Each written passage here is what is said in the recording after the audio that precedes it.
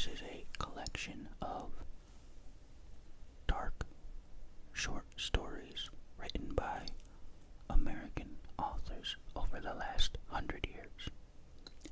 I don't know when it came out, so I don't know the exact range of years that these stories come from. I'm going to start reading at the story that I last left off on when I was reading this book. So I don't know how many stories I'll be reading. It depends on how long they are. Also, each story has some information at the beginning about the story and the author and what year it came out, so I'll be reading that too. So this is The Homecoming by Dorothy B. Hughes, written in 1946.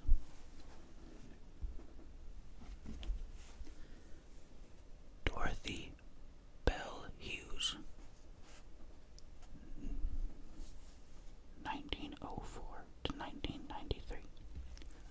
Born in Kansas City, Missouri, Hughes received her journalism degree from the University of Missouri and did postgraduate work at the University of New Mexico and Columbia University.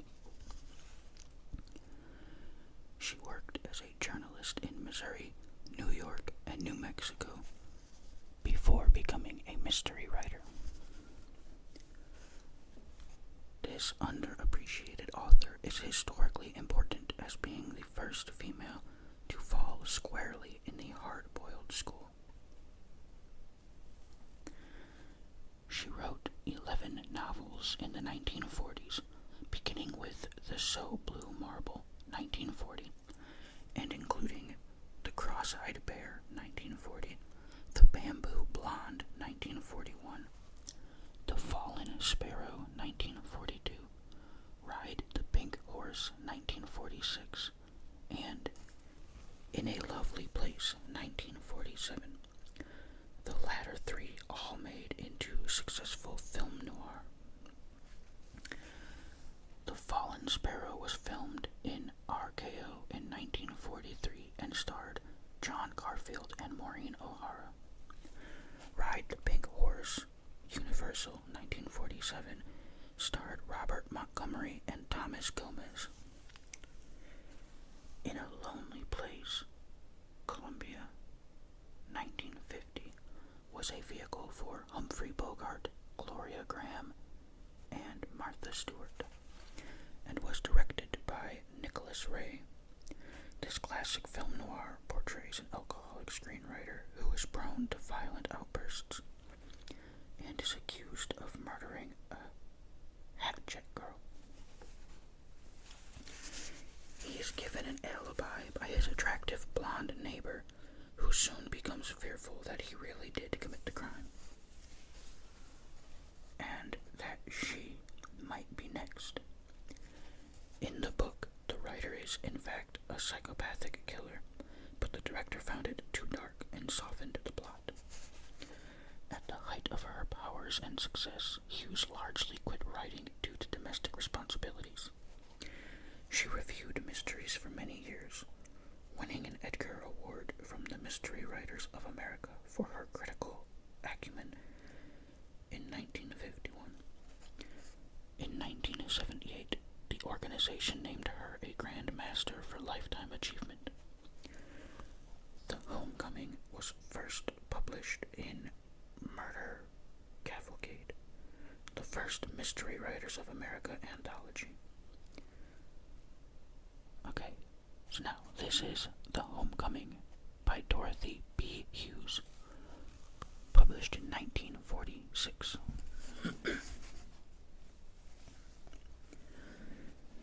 It was a dark night, a small wind night. The night on which evil things could happen, might happen. He didn't feel uneasy walking the 2 dark blocks from the streetcar to her house. looking over his shoulder was because he heard things behind him. Things like the rustle of an ancient bombazine skirt, like footsteps trying to walk without sound. Things like crawling and scuttling and pawing. The things you'd hear in a too-old forest place, not on the concrete pavement of a city street. He had to look behind him to know that the sounds were the ordinary sounds of a city street in the autumn. Browned leaves, shriveled and fallen, blown in small whirlpools by the small wind. Warped elm boughs scraping together in lonely nakedness. The sounds you'd expect on a night in autumn when the grotesquerie of shadows was commonplace. Elm fingers beckoning, leaves drifting to earth, shadows on an empty street. The little moans of the wind quivering his own flung shadow, and his own steps solid in the night, moving to her house.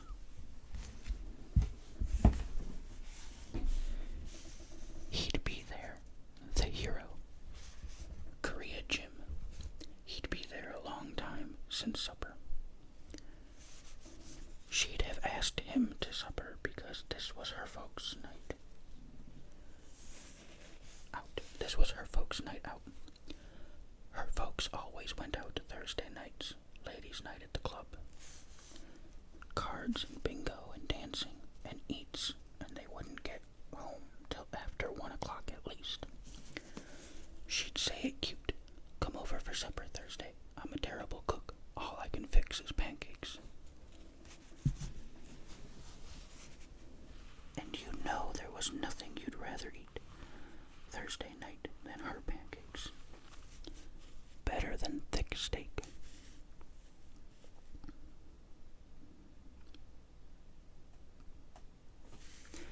Better than chicken and dumplings.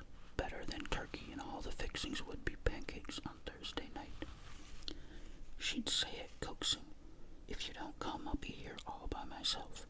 The family always goes out on Thursday night. And even if there weren't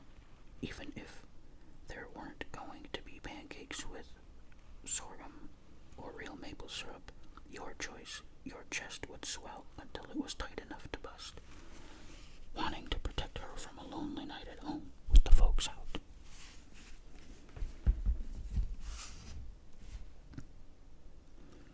She was such a little thing, not tall enough to reach the second shelf in the kitchen without standing on tiptoes.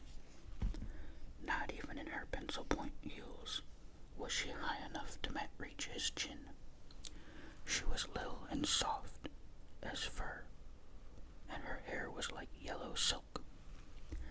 She was always fooling you with her hair. You'd get used to the memory of her looking like a kid sister with her hair down her back, maybe curled a little. And the next time she'd have it pinned on top of her head like she was playing grown-up. Or she'd have it curled up short or once or twice in 2 stiff pigtails with ribbon bows like a real kid. Wondering about her hair, he forgot for a moment the dark and the wind and the things crawling in his mind and heart. He quickened his steps to cover the blocks to her house. Then he remembered. It wasn't he who had been invited to pancakes for supper. It was the boy with the medals, the hero, Korea Jim. By now, she and Jim would be sitting on the couch, sitting close together so they'd both avoid the place where the couch sagged. Her brother, the one in the Navy, had busted it when he was a kid. She and Jim would be sitting there, close and only the one lamp on. Too much light hurt her eyes. Her eyes were big as cartwheels, blue sometimes, a smoky blue, and sometimes sort of purple-gray. You didn't know what color her eyes were until you looked into them. It was like her hair, only she did it to her hair and her eyes did themselves. Her nose didn't change. It was little and cute like she was, just turned up the least bit, enough to make her cuter when she put her eyelash flashes up at you and said, "Aw, Benny." Her mouth changed colors, red like a Jonathan sometimes like holly, sometimes like mulberries. Her father didn't like that purple color. He'd say, "Take it off, Nan. You look like a stuck pig." Red like blood. But the colors didn't change her mouth, really. Red like fire, red like soft, warm wool. Her mouth. He picked up his steps and shadows flickered as he moved. This time he didn't look over his shoulder. Nothing was back there. And beyond, a block beyond her house, he could see the blur of green light. The precinct police station house. It was something reassuring. There couldn't be anything behind you with the police station ahead of you. Besides, he had the gun. It was heavy in his overcoat pocket. On the streetcar riding out to her neighborhood, he'd felt everyone's eyes looking through the pocket and wondering why a nice young fellow was carrying a gun.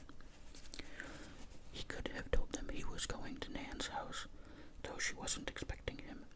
Though she told him for the 12th night in a row, "I'm so sorry, Benny, but I'm busy tonight." Except the one night he hadn't phoned.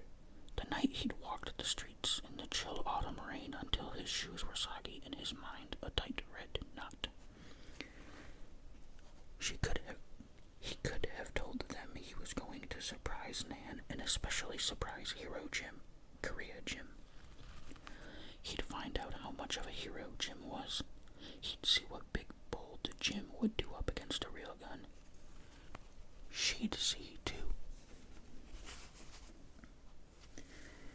They'd be sitting on the couch, so close, and the lamp over on the far table the only light. Not much light from that lamp.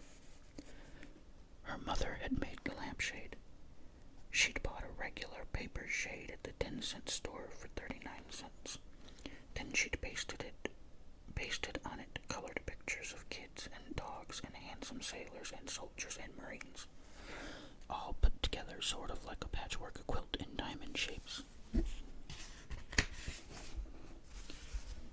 After that, she'd shellacked over the pictures and it made a swell shade, only it didn't give much light.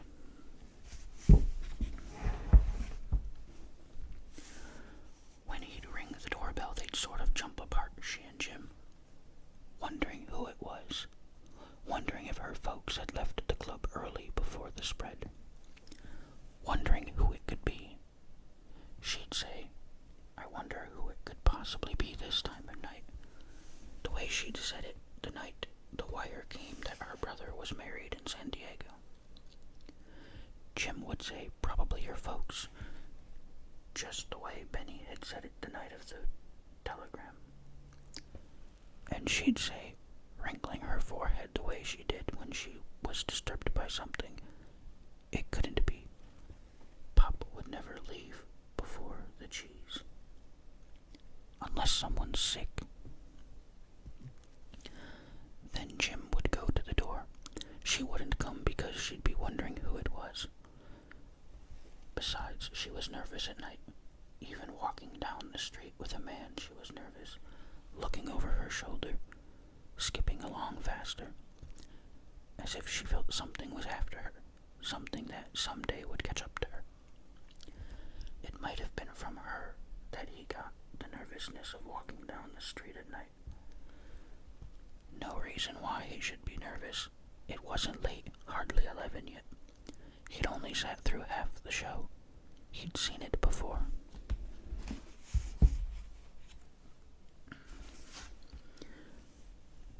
Jim would come to the door. He ought to let Jim have it right then and there. The dirty, cheating, lying. Sitting around saying, "I don't want to talk about it, Nan." Waiting to be coaxed. And she'd coaxed him, turning the sweet smell of her body to Big Jim, handsome Jim, the hero of Korea. She got him started, bringing up things about the raid that had been printed in the newspapers, along with the pictures of Jim. He didn't want to talk about it, but once she got him started, you couldn't turn him off. He went on and on, not even seeming to see her big blue smoky eyes, not even seeming to hear her little soft flurry, her cries. On and on, practically crawling around the floor, and then he'd stopped, and the sweat had broken out all over his red face. "I'm sorry, Nan," he'd said so quietly you could hardly hear him. She didn't say anything. She just was looking at Jim. Benny, had put a hot number on the phonograph, a new Les Brown, and he'd said, "Come on, Nan, let's start the joint jumping." He'd had enough of Jim's showing off.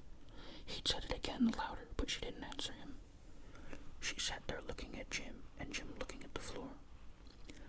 Les Brown played on and on, not knowing nobody was listening to him.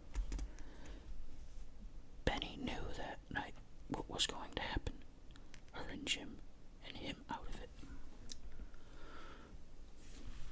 It had always been like that for Jim. He got everything.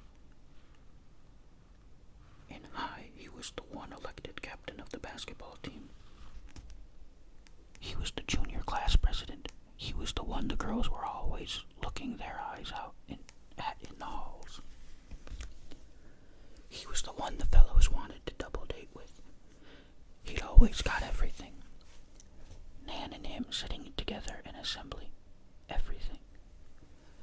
When other guys had pimples, Jim didn't. When other guys had to sleep in stocking tops and grease their hair to keep it out of their eyes, Jim's yellow hair was crisp enough to stay where it belonged. When other guys' pants needed pressing and they forgot their dirty fingernails, Jim didn't. Korea Jim, the hero. Even in the war, he'd come out the big stuff. War was supposed to make all men the same. Not one guy with more stripes a hero and another guy already back in civvies. It wasn't Benny's fault he hadn't been sent over. The army didn't say, "Would you like to go to Korea and be a hero?" They said you were doing your part just as much being a soldier in your own hometown in the recruiting office. Benny had been pretty lucky being in his own hometown for the war, being in clean work and safe work. He thought he'd been lucky until Jim came back with all those pretty ribbons and his picture in the paper. It wasn't Benny's fault. He didn't ask the army not to send him over. If he'd been sent, he could have been a hero too. He could have led the raiders through frontline fire and liberated those poor starved guys. High school kids like yourself, only they were men now, old men. It made Benny shiver to see them in the newsreels. It made him know he was lucky to have been in the recruiting office, addressing envelopes and filing papers. Even if Jim had come back a big shot hero, Jim, who'd always had everything and now had this, and Nan too. He wasn't going to get away with it this time. He wasn't going to have Nan. Nan was Benny's girl. She'd been his girl for almost 2 years. Jim hadn't meant anything to her those years. Just one of the gang in Korea. She didn't talk about him any more than she did about any of the other kids, wondering what they were doing on certain nights while she and Benny were out jumping and jiving at the USO. Jim wasn't going to come back and bust up Benny and Nan. He wasn't going to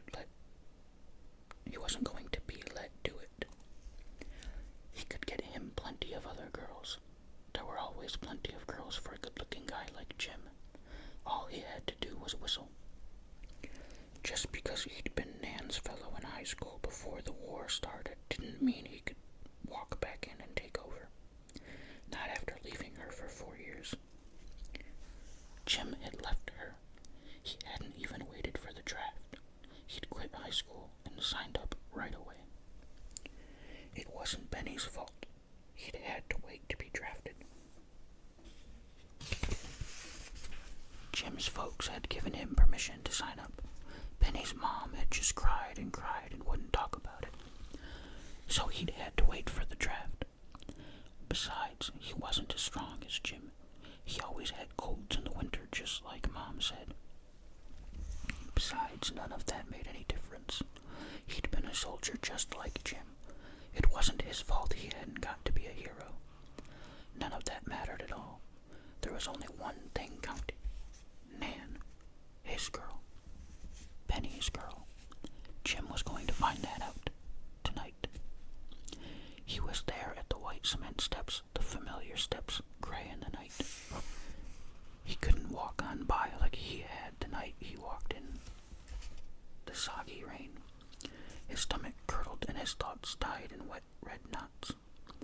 Tonight he climbed the steps without breaking the firmness of his stride. Without trying to be quiet.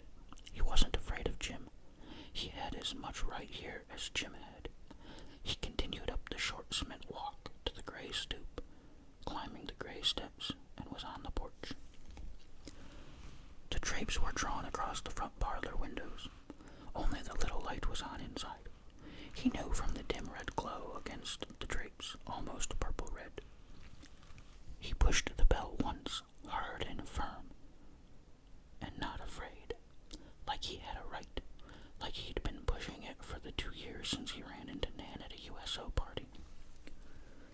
It happened the way he knew it was going to happen. Waiting while she and Jim jumped apart and she smoothed her hair, while she was wondering who it could possibly be. The wait, and then the footsteps of a man coming to the door. Of Jim. Benny's hand gripped tight on the gun in his pocket. Holding tight that way kept his stomach from jumping around. He had to keep tight so he wouldn't let Jim have it the way he ought to when Jim opened the door. The dirty, double-crossing lying. The door opened sudden, before he was quite ready for it to open. Jim was standing there, tall and lanky in the dim hallway, peering out to see who was standing outside. Not expecting Benny. Not expecting him at all, because his face came over with a real surprised look when he figured out who it was.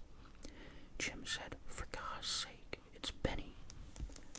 He said it more to her back there in the parlor than to himself. Benny didn't say anything. He stepped in and Jim had to stand aside and let him pass. She was just starting over to the archway from the couch when Benny walked into the parlor. He didn't say anything to her either. He simply stood with his hands in his overcoat pockets looking at her. He didn't even take off his hat. He couldn't, not without letting her see how his hands were shaking. Keeping his hand gripped on the gun kept it steady, and the other hand a tight fist in his pocket. There wasn't any reason for them to be shaking. He wasn't afraid of anything. It wasn't because he was afraid his voice would shake that he didn't speak. It wasn't that at all. It was that he didn't have anything to say to them. Keeping his mouth shut was easy. Nan started talking the minute he came in. She was mad. Her eyes were like sparklers, and her words came out of her mouth like little spits of lead. He'd seen her mad before, but just a little bit, kind of cute. This was different.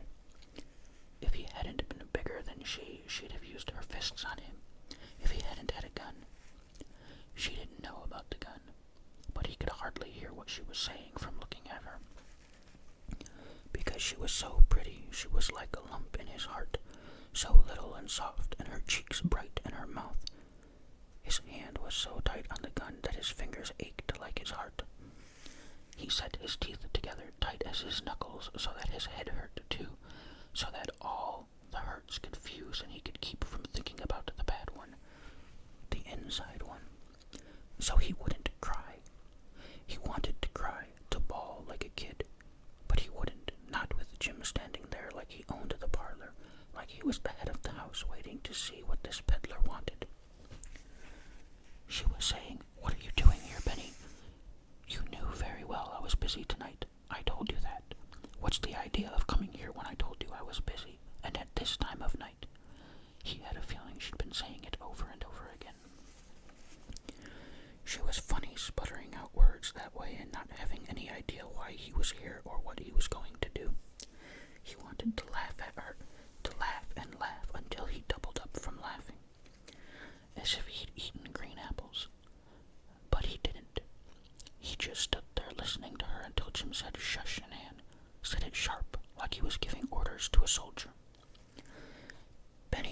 his eyes over to Jim then. The way Jim had said it, you'd have thought he was nervous. You'd have thought he knew why Benny had come, and that he didn't want to have it happen, to be shown up in front of Nan. Jim said, "Why don't you take off your things and join us, Benny? We're just sitting around waiting for Nan's folks to get home from the club." As if he didn't know what they were doing. As if he hadn't known all evening, every minute, what they were doing. From when Jim got there at 7 and she tied an apron around his waist and let him help drip the batter on the griddle. Right through every minute of it. Sitting down together in the breakfast nook and her saying, "Isn't this fun?" And breaking off and looking embarrassed. That's the way she was. Nice, sort of shy, not like most girls who'd say anything and never be embarrassed. Jim said, "Come on, Benny, take off your hat and coat. We'll have some jive. I brought Nan some new records tonight. There's a swell new Tatum. Have you heard it?" Shaming him because he never brought any records to Nan. He'd have brought them if he'd thought of it. He'd just never thought of it. Nan always had the new records. Jim didn't stop talking. He kept on like Benny was a little kid, coaxing him. "Let me have your coat. How about having a Coke with us?" Hero Jim asking Benny to have a Coke like he was still in high school. Like he was still a high school kid instead of a man. Hero Jim, the plaster saint, acting like he never had a slug of gin. Trying to make her think he was a Galahad and Benny a no-good bum. "I was just telling Nan we hadn't seen you for a long time. Wondered what happened to you. Why you didn't come around. "Yeah, sure, rubbing salt in the wounds. That's what he heard in Korea. Scrub salt in the bleeding. Acting like it was his house. Acting like he and Nan were married. Trying to show Benny up for the outsider. Talking and talking, so sure of himself, so big and brave and handsome and sure of himself." Nan stopped him by breaking in with a hard, icy crust of anger around her soft, red mouth. "What do you want, Benny?" she asked. Hard and cold and cruel. "If you have anything to say, say it and get out. If you haven't, get out." Her voice was like a whip. Jim cried, "Nan!" He shook his head. "You shouldn't have said that, Nan." He was talking to her soft now, like she was the child. "It wasn't right to say that. Benny's come to see you. I told him I wouldn't see him tonight." She didn't bend it to Jim. She was too mad. He knew I was busy tonight. She turned her eyes again on Benny.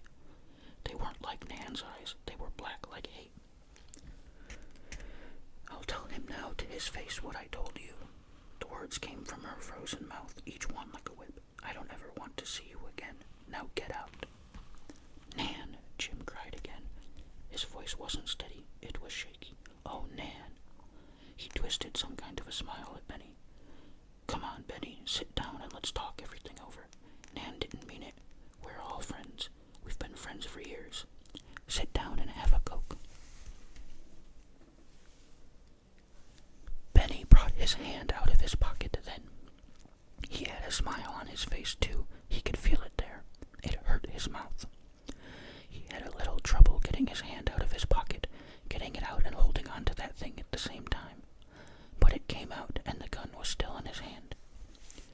Jim saw it. Jim saw it, and he had sweat on his upper lip and above his eyebrows. He was yellow, just like Benny had known he'd be.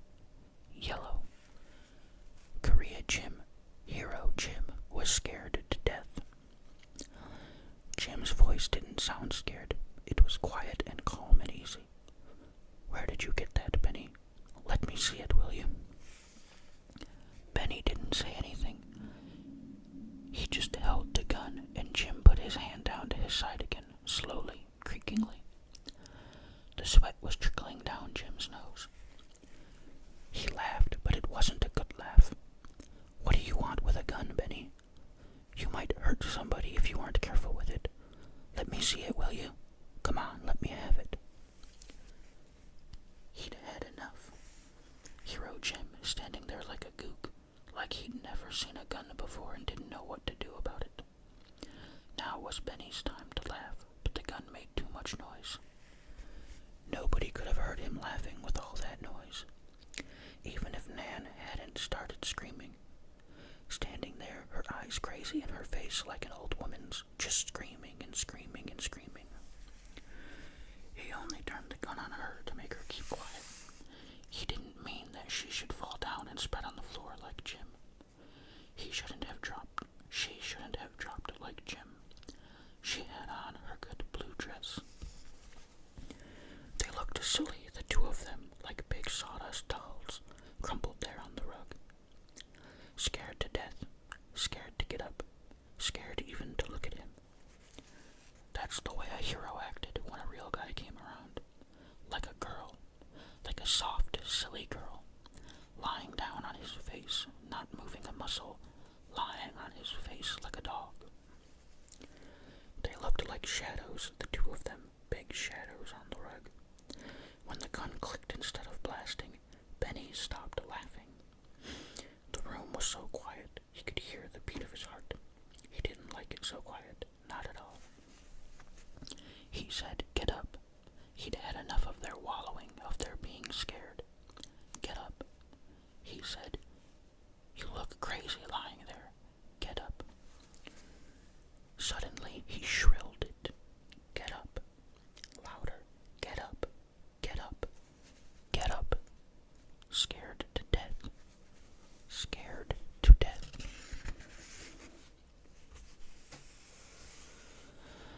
The gun made such a little noise dropping to the rug. Because his fingers couldn't hold it. Because his fingers were soft as her hair. They couldn't get up. They couldn't ever get up. Not ever. He hadn't meant to do it. He didn't do it on purpose. He wouldn't hurt Nan. He wouldn't hurt Nan for anything in the world. He loved her. She was his girl. He wouldn't hurt Nan. He wouldn't kill. He wouldn't kill anyone. He hadn't. They were doing this to get even with him. He began shouting again, "Get up, get up." But his voice didn't sound like his own voice. It was shaky, like his mouth and his hands and the wet back of his neck. "Get up." He heard his mouth say it, and he started over to take hold of Jim and make him stop acting like he was dead. He started. He took one step, and that was all, because he knew. He knew whatever he said or did couldn't make them move.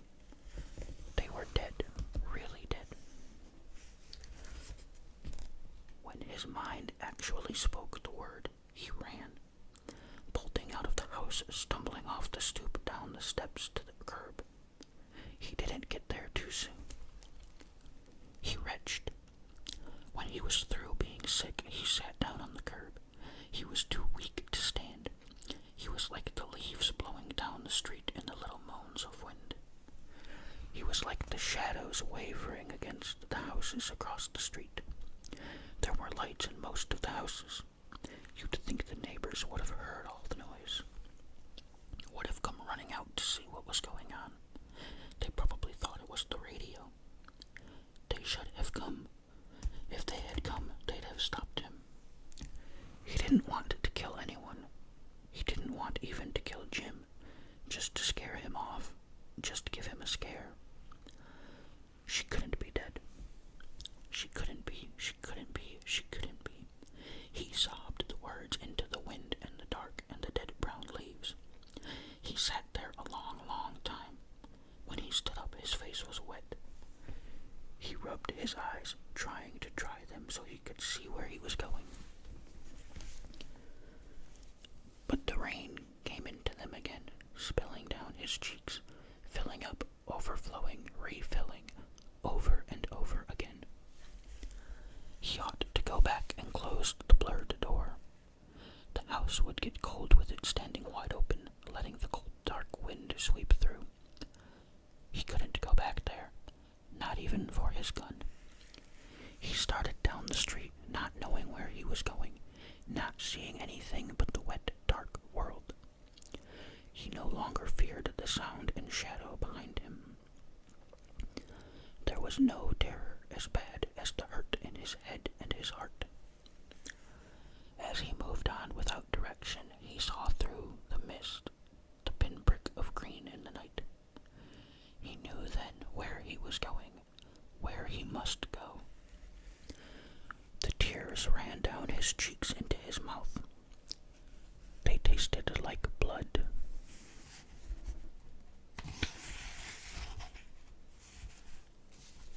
Okay. That's the end of that story. And I'm not going to read another one because I'm pretty sure that the way this book is laid out, each story is longer than the one before it. So if I read another one, this video will be much longer than I wanted it to be.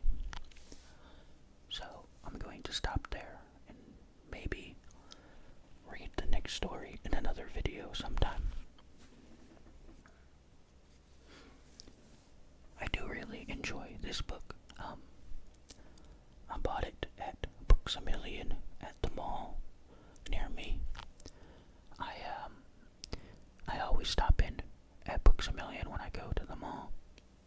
And every time I stopped in, I would grab this book and look at it and flip through it a little bit. It's a huge book. Very big. Like 1,500 pages or something.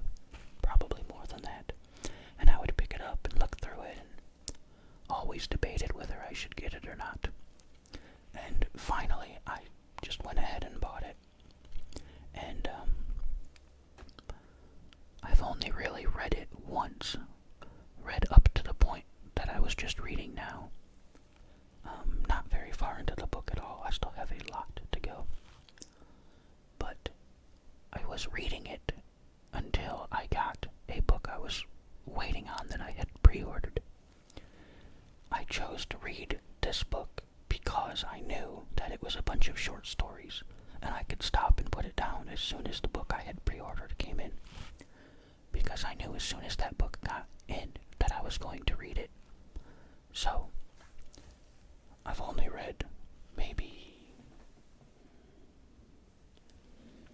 looking now, I'm barely into this book at all. Maybe a tenth of the way into the book. So I have a lot left to read. They're pretty good stories. I will say, because they're all such old stories, there's a lot of things, a lot of language, stuff you wouldn't expect to see nowadays. Some things that are a bit uncomfortable to read, not only because they're, gory, like that story. He did kill people. Most of these are involving murder and death and killing people, but also just some of the language. One of the stories, for example, was about circus performers. So, they had like a bearded lady and a strong man and a little person and all these sort of things, and just the sort of language that the author used is not the sort of words we would call people today. And there's a lot of that going on. These stories all written in the early 1900s and mid-1900s so far, so just sort of weird to get used to seeing that type of language. Stuff I haven't seen written or heard spoken in a very long time. But I do really like it. I like the stories. And I like getting that information before each story about the author and the things they've written and what had been made into movies and stuff. Even though so far none of the movies are anything I've seen. They're all also very old, black and white movies mostly. At least up to this point they have been, so nothing I've watched. But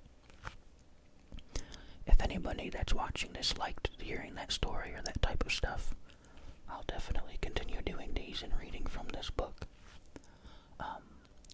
Like I said, it'll probably be one story per video moving forward. The first few stories were each only a few pages long, and I could have done a couple of them, but